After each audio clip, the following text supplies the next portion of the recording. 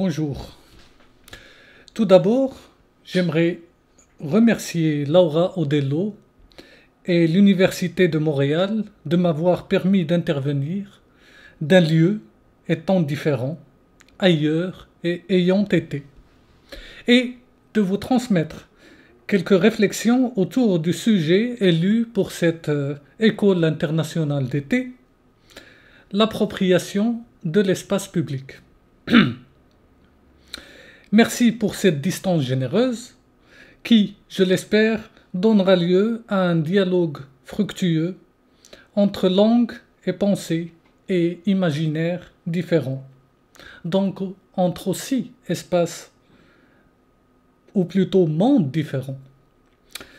En cette distance ou écart qui fonde la possibilité d'un dialogue, en cette différence avec A, dirait peut-être Jacques Derrida, il est primordial de remarquer le dispositif technique par lequel un archivage et un transfert du message, dit-on, est possible.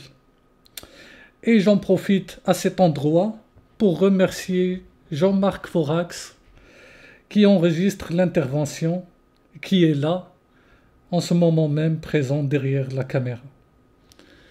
Un dispositif technique, donc, qui, au-delà ou en deçà du contenu de ce qu'on dit et des décisions de mise en scène, nous montre quelque chose de fantomal, de spectral, et néanmoins constitutif de nous-mêmes, à savoir notre rapport au monde et aux autres.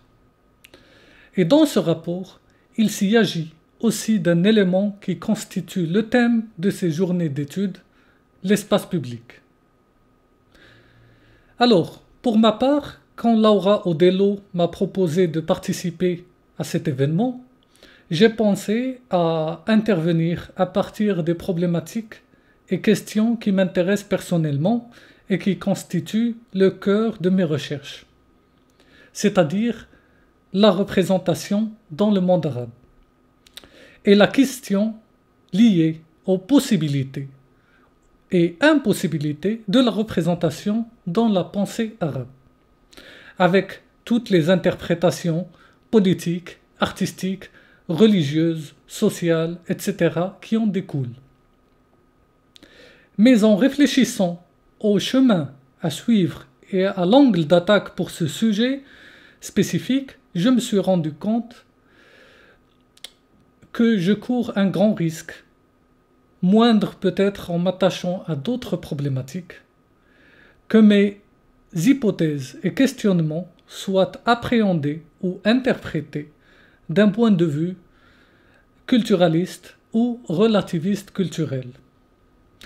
Non pas que je rejette le culturalisme ou le particularisme culturel, mais en effet parce que je voudrais situer la réflexion à partir de la langue. La langue, cela veut dire un niveau sur quoi se fonde ce qu'on appelle culture.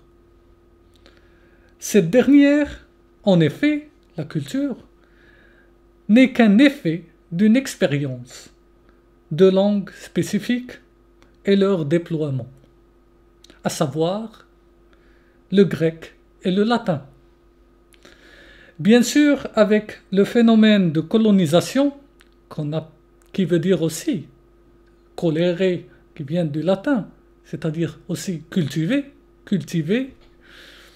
Donc, avec le phénomène de colonisation et d'expansion, la culture envahit le reste des communautés parlantes. Et surtout, avec la domination planétaire de ce qu'on appelle mondialisation, globalisation pour être plus précis, et que Derrida appelle à juste titre mondial-latinisation, car c'est une domination du latin, même à travers un empire anglo-saxon. Bien sûr, avec l'anthropologie, on peut supposer que les autres ont aussi des cultures, différentes certes, mais tout de même des civilisations. En théorie et dans ses effets, la culture englobe la Terre. Le point de vue culturel unit les hommes, les langues, les modes d'existence en les définissant à partir d'une opposition théorique qui a une histoire précise et déterminée entre nature et culture, ou nature et histoire, ou encore homme, c'est-à-dire dans la définition grecque en tant que anthropos, c'est-à-dire un zoon, logon et kon, animal doué de logos, de parole ou de langage, d'une part, les hommes d'une part, et les barbares d'autre part. Il s'agit donc, en projetant sur l'autre ma propre définition de moi-même et de mon histoire, en le considérant comme être humain doué d'histoire et de culture, de l'élever à moi, de lui donner lieu dans mon espace propre, et peut-être m'approprier son lieu et déterminer son être dans mon champ de visibilité. Vous voyez, je peux poursuivre ces questions jusqu'à un point de non-retour possible à toutes ces catégories mentionnées. Mais ce n'est pas notre affaire pour le moment. Ou peut-être ça l'est, mais on doit l'aborder autrement. Alors, juste pour dire qu'il ne s'agit pour moi ni de rejeter le culturalisme, ou l'universalisme d'ailleurs, ni de les adopter, mais plus prudemment les mettre entre parenthèses, le temps de penser à partir de l'élément même de la pensée, qui est la langue. Mais qu'est-ce que la langue? Au lieu de tâtonner autour d'un thème aussi général et vaste, nous allons plutôt en faire l'expérience même à travers le chemin de sujets d'appropriation de l'espace public, et à partir d'une langue précise dans laquelle je parle et je pense l'arabe.